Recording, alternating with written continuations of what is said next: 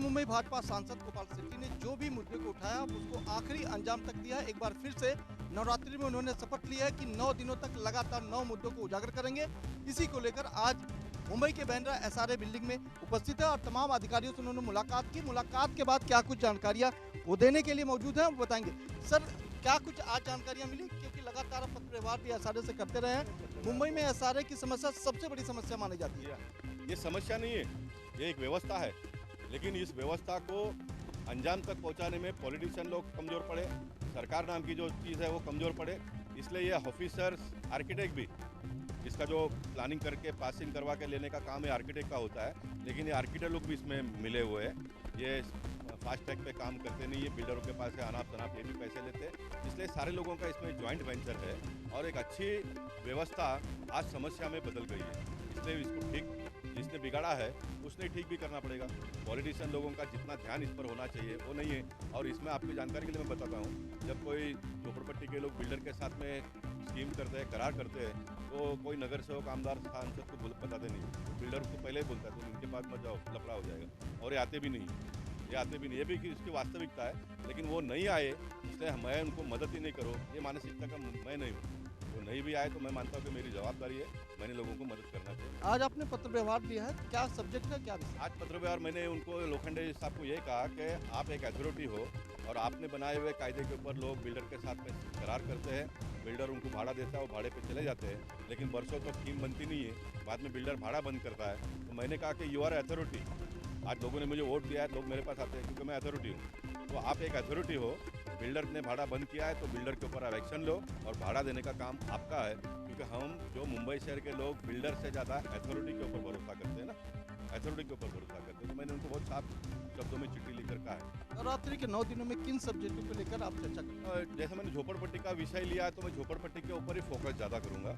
बड़े बड़े स्कीम किस प्रकार से बंद किए गए हैं इनके मस्ती से, वो भी सब लोगों के सामने लाऊंगा। न्यायालय ने अगर कोई सही जजमेंट किया है तो उसके बारे में भी उनकी तारीफ भी करूंगा। न्यायालय को वकील लोगों ने अगर सही बात नहीं बताया, इसलिए जजमेंट अगर गलत आया है तो उसके बारे में भी बातचीत करेंगे। तो देखो, इससे बात आगे।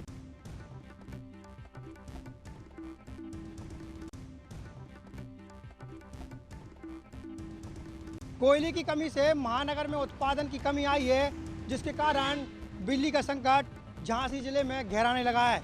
वहीं ग्रामीण क्षेत्रों में बिजली की कटौती लगभग 5 से 6 घंटे की शुरू हो गई है और शहरी क्षेत्र में भी बिजली की कमी आई है। ये बात जब अधिकारियों से पूछी गई तो उन्होंने भी इस बात के लिए कहा गया कि कहीं ना कहीं बिजली का संकट झांसी जिले में गहराने लगा है। आपको बता दें कि पिछले कुछ दिनों से थर्मल पावर संयंत्रों को पर्याप्त कोयला मिल नहीं पा रहा है, जिससे बिजली उत्पादन में भारी गिरावट आई है। वहीं झांसी में पारिकचा स्थित थर्मल पावर प्लांट की 4 में से 2 इकाइयाँ पिछले 6 दिनों से बंद चल रही हैं। यहाँ 920 की जगह सिर्फ 460 मेगावाट बिजली का ही उत्पादन हो रहा है। इससे असर बिजली आपूर्ति पर पड़ने लगा है। बिजली नहीं मिल पाने से विभाग ने कटौती करनी शुरू कर दी है। फिलहाल झांसी जिले के लोगों को बिजली का संकट का सामना करना पड़ रहा है। अब देखना ये है कि कब तक झांसी जिले के लोगों को 24 घंटे बिजली मिल पाती है। वीडियो जर्नलिस्ट के साथ मोहम्मद शहजाद, ANB न्यूज़, झांसी।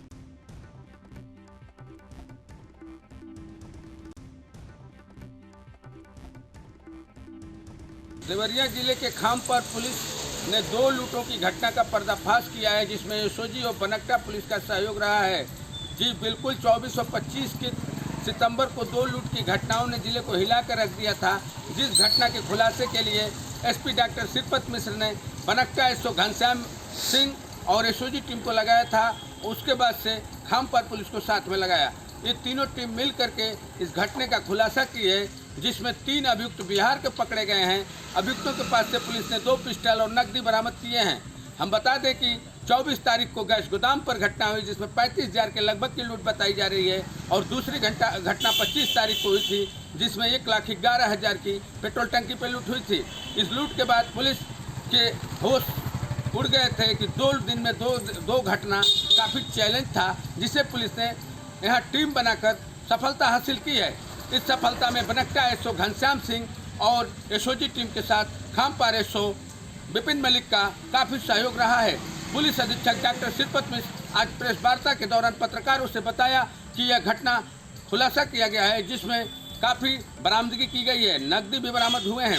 निश्चित तौर से इस घटना में बिहार के 3 अभियुक्तों का नाम आया, जिनकी पूरी तरह से गिरफ्तारी की गई और न्यायालय भेजा गया है।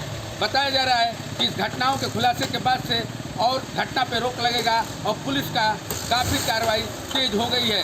निश्चित तौर से सीएम सिटी गोरखपुर के बगल में देवरिया जिले में भी अब अपराध पे अंकुश लगाने के लिए सीधे तौर पे सीएम योगी का आदेश है, जिसका असर कहीं न कहीं दिख रहा है और पुलिस सक्रिय नजर आ रही है। अगर ऐसे ही पुलिस की सक्रियता बनी रही तो आने वाले दिन में अपराध का ग्राफ कम होगा। जैसा कि त्योहारों का माहौल है तो अराजक तत्वों पर भी नजर रखनी होगी पुलिस को, क्योंकि सीधे तौर पे अल्टीमेटम है यूपी सीएम योगी आदित्यनाथ जी का कि अगर कोई भी दोषी पाया जाता है पुलिस की तरफ से और कहीं भी कोई दिक्कत होती है जिलों में, तो जिम्मेदारों के साथ संबंधित व्यक्ति भी नापे जाएंगे। इसका असर जिलों में देखने को मिल रहा है और खुलासे हो रहे हैं। तो हाँ, आज हम बता दे रहे हैं कि देवरिया से 2 लूट की घटनाओं के खुलासे के बाद पुलिस ने राहत की सांस ली है और आगे घटनाओं के रोक के लिए योजना बनाई जा रही है। देवरिया से विशाल मिश्रा, एनबी न्यूज।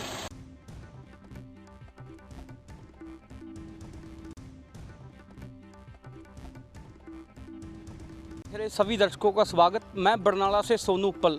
आज हम खड़े हैं रेलवे स्टेशन बरनाला पर, जहां रेलवे स्टेशन बरनाला की 4 नंबर पटरी पर स्पेशल लगती है। स्पेशल के दौरान जहां धान और गेहूं के सीज़न के दौरान जहां पर धान और गेहूं बाहरी राज्यों में जा रहा और दूसरे राज्यों में जाने के लिए जहां स्पेशल मालगाड़ी भरी जा रही है, लेकिन रेलवे विभाग द्वारा जिस प्लेटफार्म पर स्पेशल के लिए मालगाड़ी लगाई जा रही है उसकी हालत इतनी दयनीय है, इतनी खस्ता है कि आप देख सकते हैं किस प्रकार रेलवे स्टेशन बरनाला पर जो खस्ता हाल सड़क है उसमें लोगों को किस प्रकार परेशानियों का सामना करना पड़ रहा है।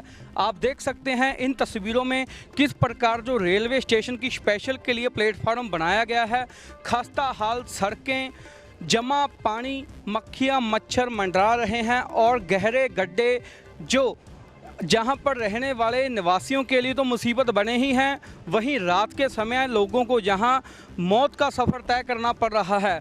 यह तो कुछ भी नहीं, जहां पर जो प्लेटी बनी है, जहां पर स्पेशल लगती है, वहां पर हालात इस कदर हैं कि जहां जमा पानी है और बरसात के दिनों में पानी जमा हो जाता है, जिसके बाद जहां पर धान और गेहूं के जो कण गिर जाते हैं उसके कारण लोगों को गंदी बदबू का सामना करना पड़ता है। जहां स्थानीय 2 बस्ती बनी हुई है, जहां राही बस्ती और जो अन्य बस्ती है उन लोगों को मुश्किलों का सामना करना पड़ रहा है और गंदी बदबू, मक्खियां मच्छर के कारण बीमारियों में ही जो अपना समय व्यतीत करना पड़ रहा है। लेकिन इसको लेकर कई बार रेलवे विभाग और स्थानीय लोगों द्वारा रेलवे विभाग के खिलाफ कई बार प्रदर्शन किया जा चुका, लेकिन इस समस्या का कोई भी समाधान नहीं हो रहा, जिस कारण लोग जो खस्ता हालत प्लेटफार्म है उससे गुजरने के लिए मजबूर हैं और गंदगी और नर्क भरी जिंदगी व्यतीत करने के लिए मजबूर हैं। बरनाला से ANB चैनल के साथ सोनू पल की विशेष रिपोर्ट।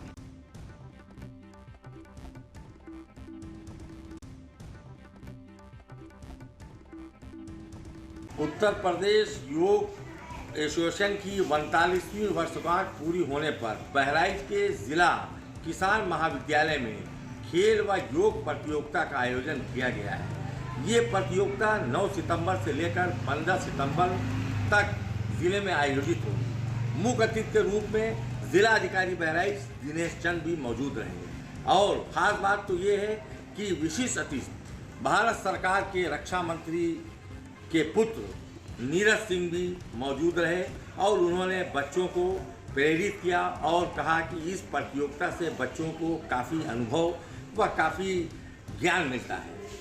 और ख़ास बात तो ये है प्रदेश सरकार के कैबिनेट मंत्री मुकुट बिहारी वर्मा भी मौजूद रहे और उन्होंने इस प्रतियोगिता का समापन किया। उत्तर प्रदेश योगा एसोसिएशन का उद्देश्य है कि वह उत्तर प्रदेश सरकार के साथ मिलकर ग्रामीण अंचलों के बच्चों को योग की दिशा में शिक्षित करना और उनके अंदर योग के अभ्यास को बचपन से ही अंकुरित करते हुए उनके जीवन को खुशहाल और स्वस्थ बनाते हुए देश के सर्वांगीण विकास में जो ग्रामीण परिवेश के बच्चे हैं उनके योगदान के संवर्धन के लिए प्रयास करें। मुझे प्रसन्नता है कि माननीय मुख्यमंत्री जी ने प्रत्येक जनपद के प्रत्येक विद्यालय को कायाकल्प के माध्यम से ऐसा सुंदर बनाया है कि जहाँ पर शैक्षणिक परिवेश भी है और योगा के परिवेश को भी एक गति मिली है। इसके लिए माननीय मुख्यमंत्री जी के इस प्रयास के कारण ही ग्रामीण क्षेत्र के बच्चे अपने मनोबल के साथ आगे बढ़कर शिक्षा भी ग्रहण कर रहे हैं। कैमरा पर्सन के साथ ANB न्यूज़ रफीकुल्ला खां बहराइच।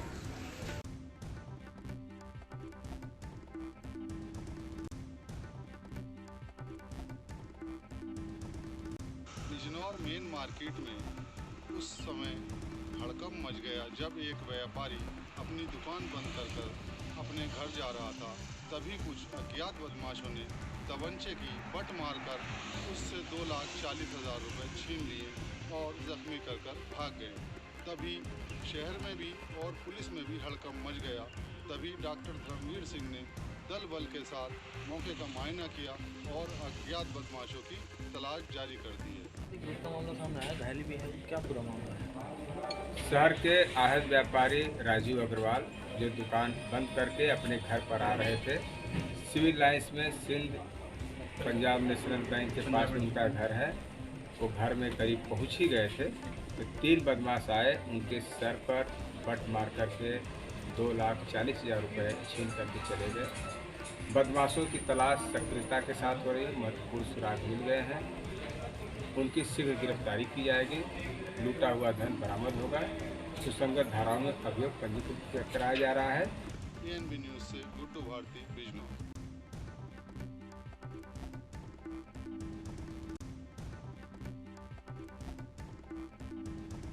तो एक ज्योतिरादित्य सिंधिया के द्वारा लेटर जारी होता है जिसमें कृषि मंत्री कमल पटेल को उस पुजारी जो कि भूमाफिया है उसकी पैरवी के लिए कहा जाता है। वो लेटर भिंड में वायरल हो जाता है और उस लेटर से भिंड की सियासत में भूचाल आ जाता है। उस लेटर पर पूर्व मंत्री स्थानीय विधायक डॉक्टर गोविंद सिंह ने आपत्ति जताते हुए कहा और अगले ही दिन एक दिन पहले महापंचायत बुलाई गई जिसमें 56 गांव के किसान शामिल हुए, स्थानीय लोग शामिल हुए, जिसमें भूमाफिया का विरोध करते हुए डॉक्टर गोविंद सिंह ने कहा कि ये कोई पुजारी नहीं है बल्कि लुटेरा है, इसकी सिर्फ और सिर्फ निगाह है वो ज़मीन पर है। बात इतनी बढ़ी कि ये कोर्ट के बाद ज्योतिरादित्य सिंधिया और पूर्व मंत्री डॉक्टर गोविंद सिंह के बीच पहुंच गई और दूसरी ओर उसने डॉक्टर गोविंद सिंह पूर्व मंत्री एवं स्थानीय लोग जो 56 गांव के लोग हैं उनको एवं कलेक्टर और DFO को खुलेआम चुनौती दी है कि कोई भी पेड़ से हाथ लगाकर दिखाए।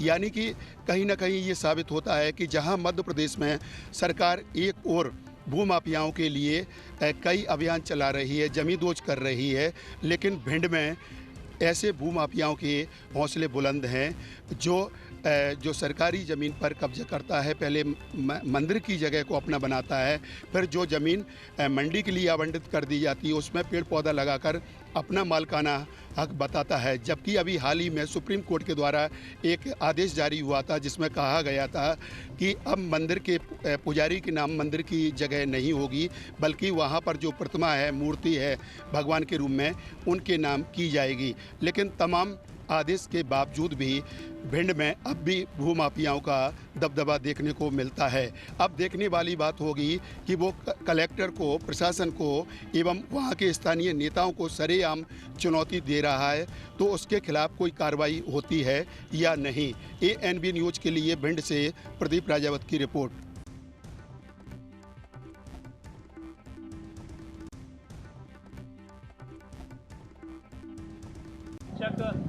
सुनील कुमार पांडे के आदेशानुसार व अतिरिक्त पुलिस अधीक्षक महेंद्र ताड़ेकर के नेतृत्व में चलाए जा रहे अवैध मादक पदार्थ धरपकड़ अभियान के अंतर्गत भानपा पुलिस को बड़ी सफलता हासिल हुई है। आपको बता दें कि मिली जानकारी के अनुसार भानपा पुलिस के अंतर्गत आने वाली बेसादा मंडी चौकी पुलिस ने गत रात्रि वाहन चेकिंग के दौरान एक वैगनार कार से 60 किलो अवैध मादक पदार्थ जब्त किया है और जब्त कर आरोपी को गिरफ्तार किया है और NDPS की धाराओं में मामला दर्ज किया है। आरोपी से पूछताछ में उसने माल शंकर सिंह सोंदिया राजपूत से लाना बताया गया है, जांच जारी है। 10 वाहन मोदा रोड बिजली मंडी के सामने चेकिंग कर रहे थे। एक वर्ना कार दिल्ली पासिंग आए थे की रोड की चेकिंग हो रहा था। उसमें एक व्यक्ति बैठा था, शंकर सिंह सोजा राजपूत, निवासी मालदा का खेड़ा झालावाड़ का। उस गाड़ी को रोक कर तलाशी ली। उसके पीछे सीट पे 3 कट्टे गोल भरे हुए थोड़ा चूरा अवैध मादक पदार्थ 60 किलो भरा था। जो अवैध मादक पदार्थ होने से उसके खिलाफ कानूनी कार्रवाई एनडीपीएस प्रावधान के अंतर्गत की गई। उसको गिरफ्तार किया, जब्त माल किया। बाद में उससे पूछताछ करी कि ये माल कहाँ से लाना बताया। उसने अपना साथी शंकर सिंह सुंजा राजपूत से लाना माल। एनबी न्यूज़ संवाददाता दीप सिंह सोलंकी, मंदसौर।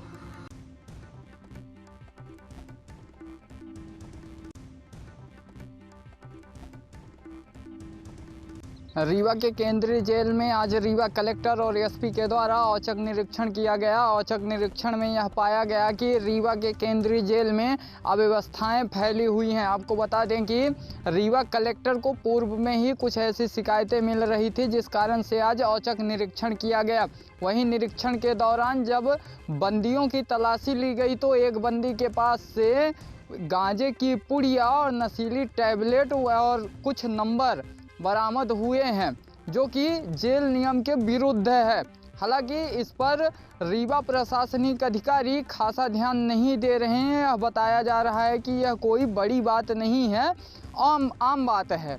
लेकिन सोचनी बात यह है कि आखिरकार जेल के अंदर गांजे की पुड़िया और नशीली टैबलेट कैसे पहुंची। वहीं बंदी के पास कुछ ज़रूरी नंबर भी थे। अगर नंबर थे तो कहीं ना कहीं वह मोबाइल का इस्तेमाल भी करता था, लेकिन प्रशासनिक अधिकारियों के द्वारा इसको नज़रअंदाज किया जा रहा है।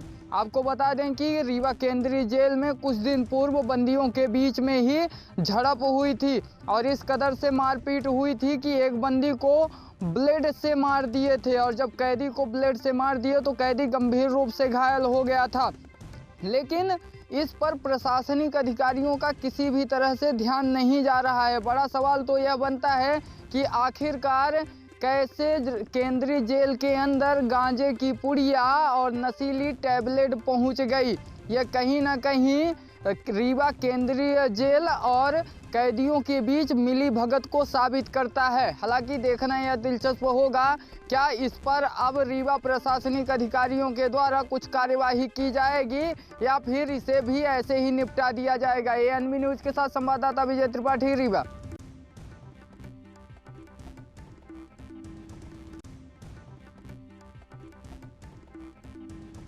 ललितपुर जनपद में एक बार फिर दबंगों को कहर देखने को मिला। आपको बता दें कि ललितपुर जनपद के पाली थाना अंतर्गत ग्राम डोंगरिया में दबंगों ने एक आदिवासी परिवार पर जमकर कहर बरपाया और रात्रि में आकर दबंगों ने आदिवासी परिवार के साथ जमकर मारपीट की व उनके घर में तोड़फोड़ की और उनके घर में उसके बाद आग लगा दी।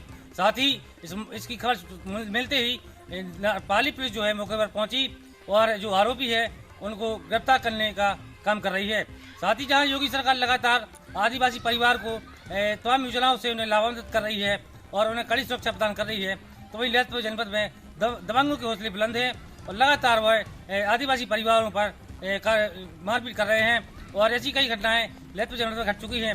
अब देख रहे हैं कि आखिर ललितपुर पुलिस इन्हें आरोपियों पर क्या कार्रवाई करती है और आखिर साथ ही जो आदिवासी परिवार है इनको किस प्रकार से न्याय मिलता है और किस प्रकार से इनकी मदद की जाती है।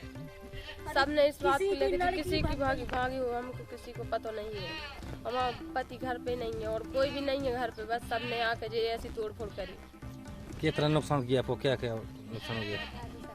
हर एक नुकसान है, सब कुछ हमारे पूरे जो सब कुछ घर से चोरी मोरी करके सब कुछ हर एक चीज लेके गए। हमारे घर में जो है तो सब तो सामान से उठा के बंदा में फेंक दो। बकरियाँ थी हमारी 50 नंग सौ और फिर उनने कर देंगे आदमी पता कितनी बची पता नहीं। घर में आग किसने लगाई? उन्हें सबने आग लगाई और हमारी एक बच्ची को लेके गए, उसके कपड़े पीछे मिले। अब वो पता नहीं है कि उसकी जान ले लेके का। ललितपुर जनपद से कैमरा पर्सन के साथ नीतीश कुमार, एनबी न्यूज।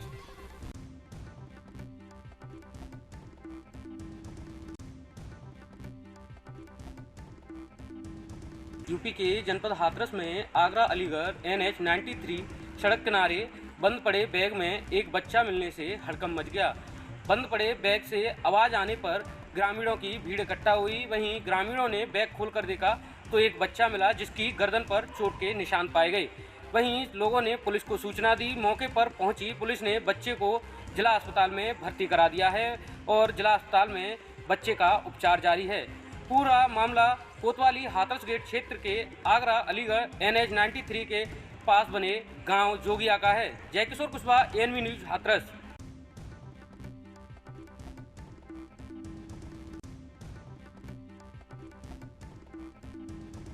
जनपद में प्रधानमंत्री के कार्यक्रम को लेकर जिला प्रशासन पूरे युद्ध स्तर पर उतरा हुआ है। यहाँ कुशीनगर विधानसभा क्षेत्र के ये राजकीय आलू जो केंद्र है, वहाँ पे आगामी 20 अक्टूबर को संभावित प्रधानमंत्री का कार्यक्रम होना है। यहाँ प्रधानमंत्री अंतर्राष्ट्रीय एयरपोर्ट को लेकर उद्घाटन करने आएंगे। वहीं इस उद्घाटन कार्यक्रम में श्रीलंका के राष्ट्रपति वहां बौद्ध भिक्षुओं के साथ यहां कुशीनगर आएंगे। प्रधानमंत्री का कार्यक्रम यहां कुशीनगर में जो महापरिनिर्वाण स्थली है वहां से लेकर एयरपोर्ट तक जाएंगे।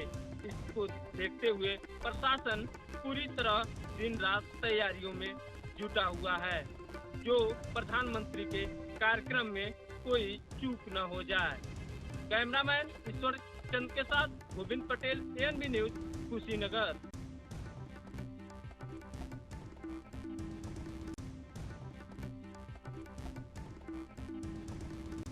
कौशाम्बी में इंसानियत को शर्मसार करने वाली घटना सामने आई है। बता दें कि एक सगे भाई ने अपने सगे भाई की सीने में चाकू भोंक दिया, महज आधा किलो आटा के लिए। आटा की कीमत मात्र 15 रुपये थी। भूख इतनी बढ़ गई थी कि दोनों भाई में कहा सुनी हो गई आधा किलो आटा के लिए, और दोनों में खूनी संघर्ष होने लगा। छोटे भाई बबलू ने बड़े भाई मेराज के सीने में आटा के लिए कई वार कर दिया। मौके पर शोर सुन के ग्रामीण और मोहल्ले वाले जब पहुंचे तो किसी तरह दोनों को छुनाया तो मेराज की हालत खराब होने के बाद मेराज को जिला अस्पताल ले जाया गया, जहां उसको जिला अस्पताल से रिफर प्रयागराज एसआरएन कर दिया गया। एसआरएन प्रयागराज में मेराज की डेथ हो गई। मौके पर पहुंची पुलिस ने मेराज को 100 लेके पोस्टमार्टम के लिए भेज दिया और कार्रवाई कर रही है। मेराज और बबलू में आधा किलो आटा के लिए जंग छिड़ गई। भूख इतनी बढ़ गई थी दोनों भाई में कि एक दूसरे की खूनी संघर्ष करने लगे। बता दी कि दोनों भाई कराली थाना क्षेत्र के चक हिंगाई गांव के में रहते हैं। दोनों भाई छप्पर डाल के पन्नी की एक ही गांव में अगल बगल रहते हैं। दोनों भाई में आटा के लिए कहा सुनी हो गई थी। उसी में एक भाई ने दूसरे भाई के सीने में चाकू भोंक दिया। ये इंसानियत को शर्मसार करने वाली घटना कौशाम्बी में सामने आई है। भाई ने भाई को मार दिया, क्या मामला? थाना करारी क्षेत्र में एक भाई ने एक भाई को चाकू मार दिया था। कल मुकदमा पंजीकृत हो गया था। रात में उसकी डेथ हो गई है। मुकदमा संबंधित धाराओं में तरमीम कर दिया गया है। शीघ्र दूसरे भाई की गिरफ्तारी कर ली जाएगी। अब देखने वाली बात होगी कि पुलिस कब बबलू की गिरफ्तारी तक पहुंच पाती है। Aiman Ahmad, ANV news, Kaushambi.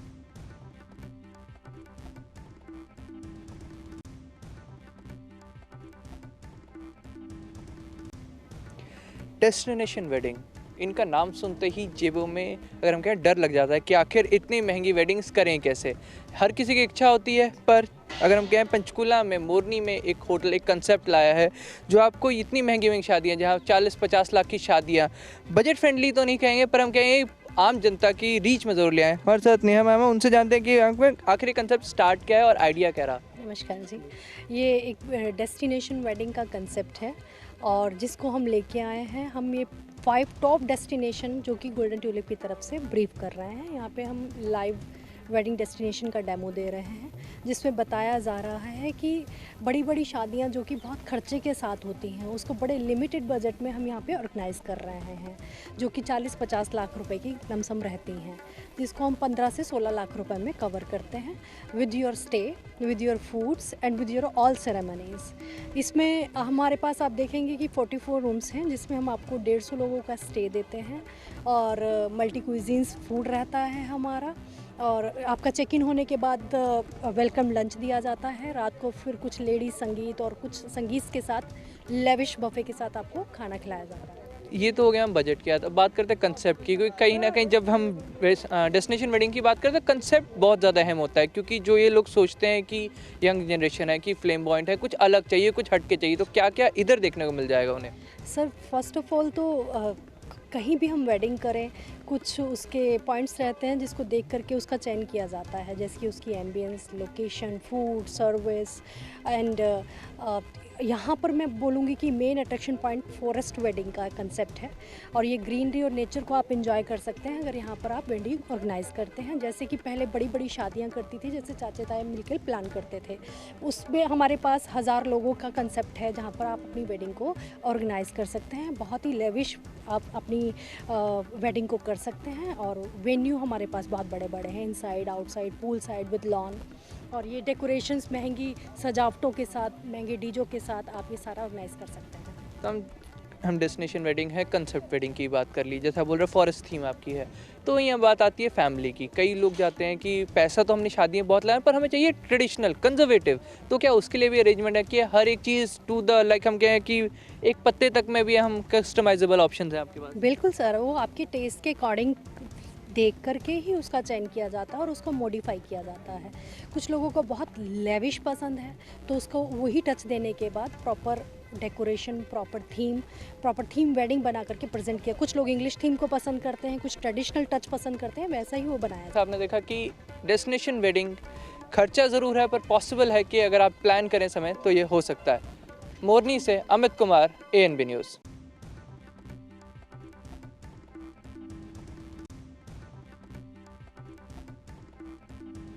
ग्रामीणांचल की सबसे मूलभूत आवश्यकता बिजली और पानी है, लेकिन अब जो है बिजली का संकट ग्रामीणांचल में बहुत ही गहराता जा रहा है।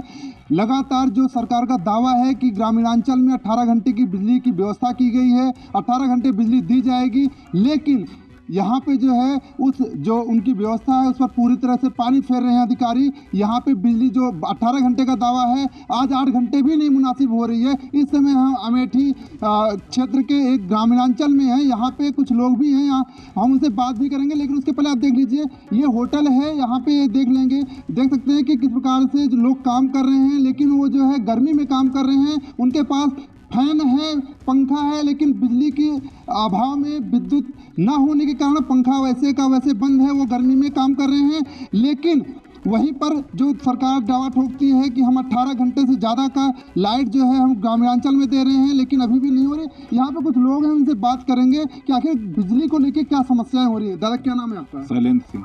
ये बताइए बिजली कितनी देर मिलती है आप लोगों को? मुश्किल से 6-7 घंटे।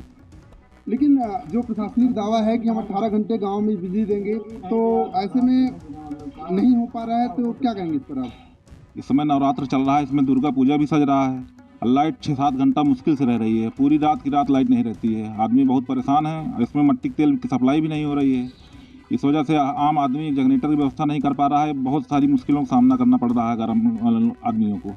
तो कहीं ना कहीं जो इसमें सबसे पवित्र जो हमारा है शारदीय नवरात्र है, और यहाँ पर इस समय दुर्गा पूजा का पंडाल भी सजा रहता है, लेकिन बिजली की व्यवस्था ना होने के कारण वह भी अंधेरे में डूबा है। यहाँ पे दुकानदार हैं, हम इनसे बात करते हैं।